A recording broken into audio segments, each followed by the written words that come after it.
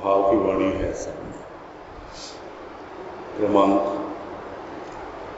588 588 और इसमें कह रहे हैं गुरुदेव, परिचित कौन जिसने चित्त पर अंकित कर दिया प्रेम चित्र, और अपरिचित दुनिया का व्यवहार। जब जब आना पड़ा संसार में हार कर ही गया, किंतु अब हार का काम नहीं। संत का द्वार खुला है, उसने भाव का उपहार दिया है, अब हार कैसे?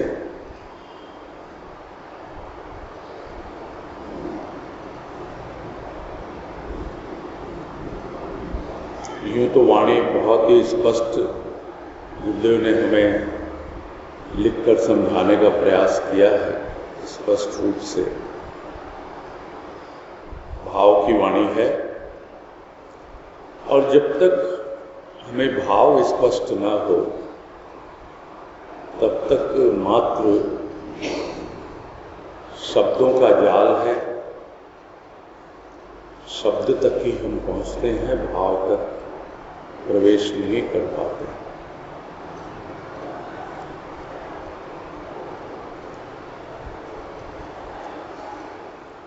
परिचित कौन है और अपरिचित कौन है?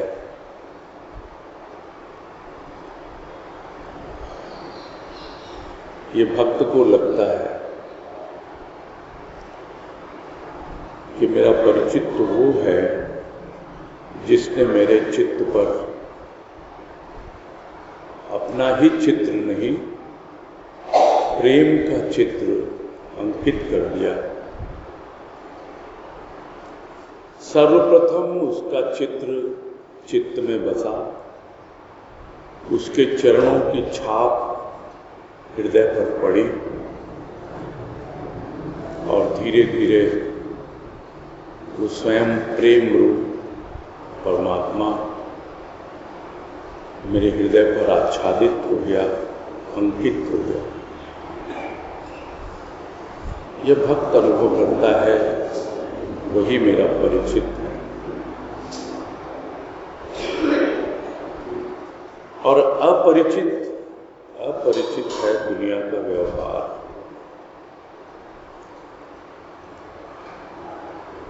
प्रभु परिचित है और दुनिया का व्यवहार अपरिचित है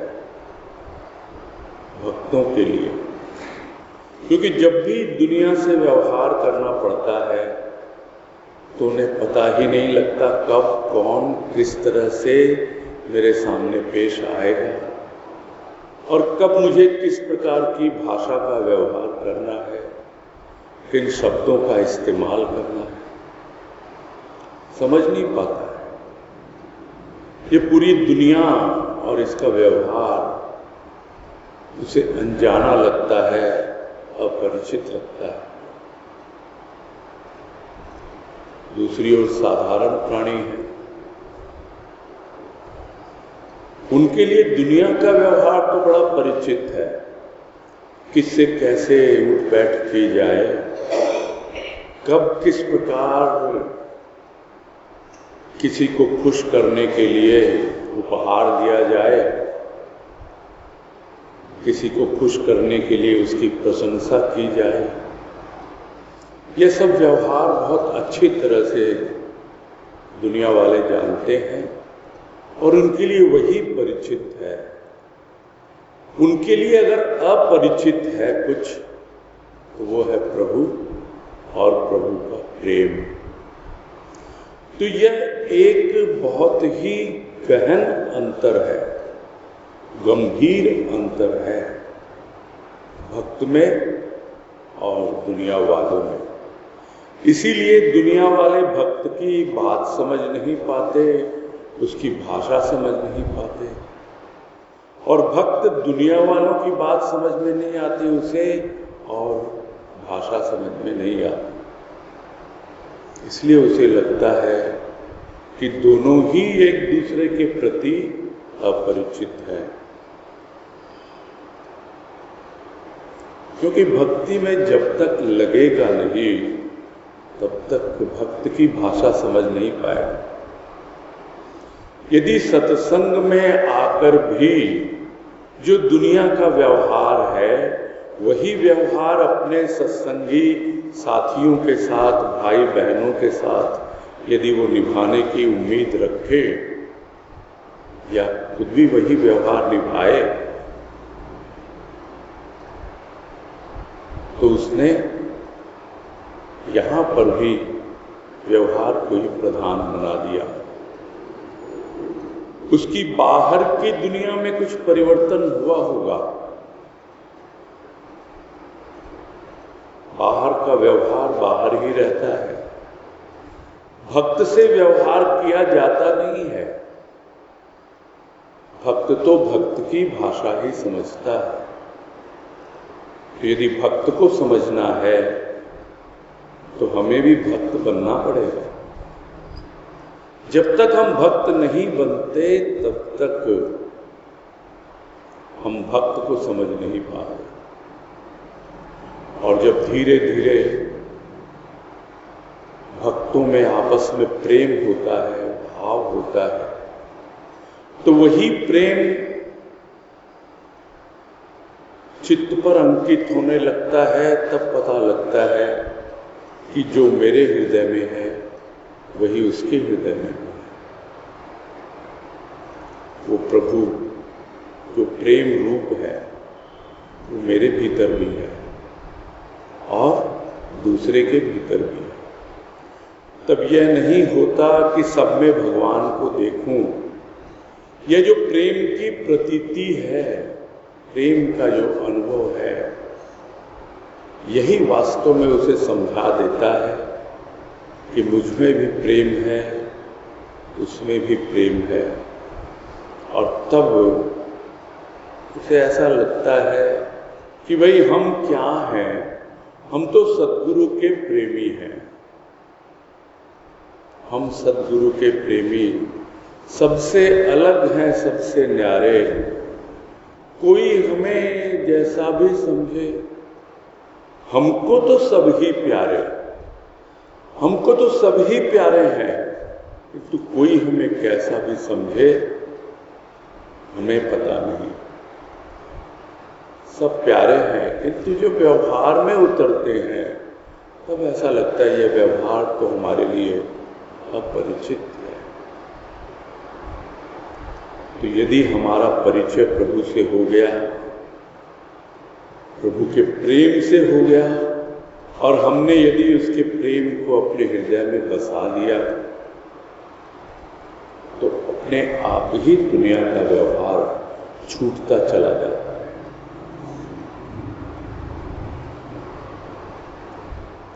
अपरिचित होता है, हम कितनी देर उससे व्यवहार कर सकते हैं, कितनी देर उससे दोस्ती बनाए रख सकते हैं। हम चाहते ही नहीं, और चाहकर लाभ क्या होगा? क्योंकि न जाने कितनी बार हमने दोस्त बनाए हैं और कितनी बार हमें धोखा मिला है। न जाने कितनी बार संसार में आए हैं और हर बार हार कर ही गए हैं। यही कह रहे हैं गुरुदेव आगे, जब जब आना पड़ा संसार में हार कर ही गया। सब बातें याद आ जाती हैं।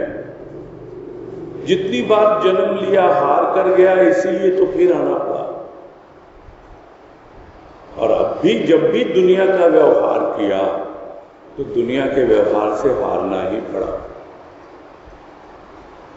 इसलिए वो अपरिचित रह जाता है, अनजाना रह जाता है। किंतु जिसे जान लिया, जिसे अनुभव कर लिया, तो क्या अब मुझे हारना पड़ेगा? कहते नहीं, अब हार का काम नहीं, अब हार का काम नहीं है, अब तो जीत ही जीत है। और जीतना क्या है? जीतना है संत का द्वार जब मिल गया, और जब प्रेम का उपहार मिल गया, भाव का उपहार मिल गया, तो जीत ही जीत। यदि यहां आकर भी हमें प्रेम और भाव का उपहार नहीं मिला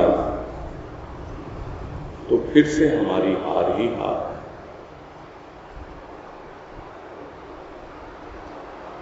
हार है क्या? जो कुछ हम उपलब्ध करना चाहते हैं वहां तक यदि हम न पहुंच पाए तो हम हार जाते हैं।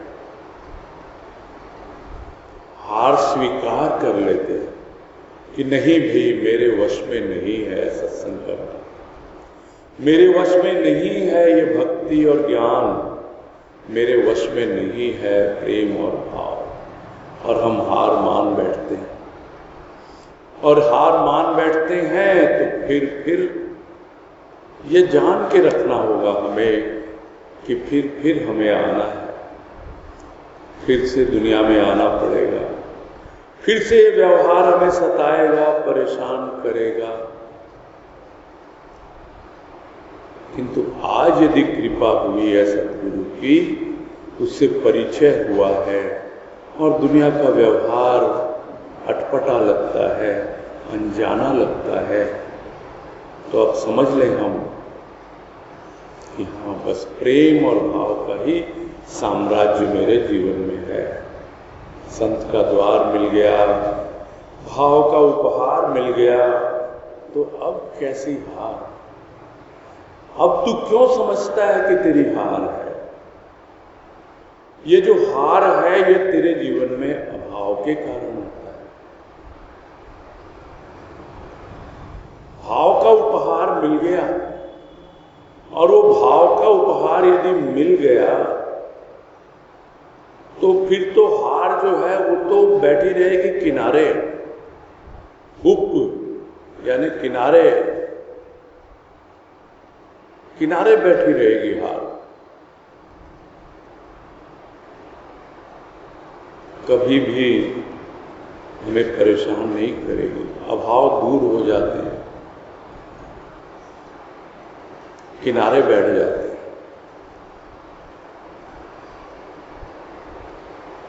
देखा जाए तो अभाव किस चीज का है? वस्तु का अभाव ये तो बहुत छोटा है, तुच्छ है। धन दौलत का अभाव यह भी कोई विशेष अर्थ नहीं रखता है। असली अभाव तो भाव का है।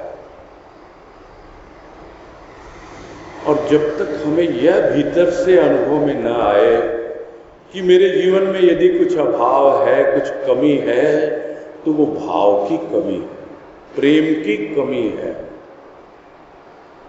जिस दिन पूरी तरह प्रेम और भाव से सराबोर हो जाएगा, जिस दिन चित्त पर अंकित हो जाएगा प्रेम का चित्र, फिर वो मिटेगा नहीं।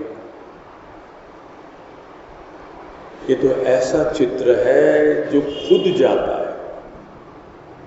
अंकित इस प्रकार होता है कि गहराई तक पहुंच जाता है।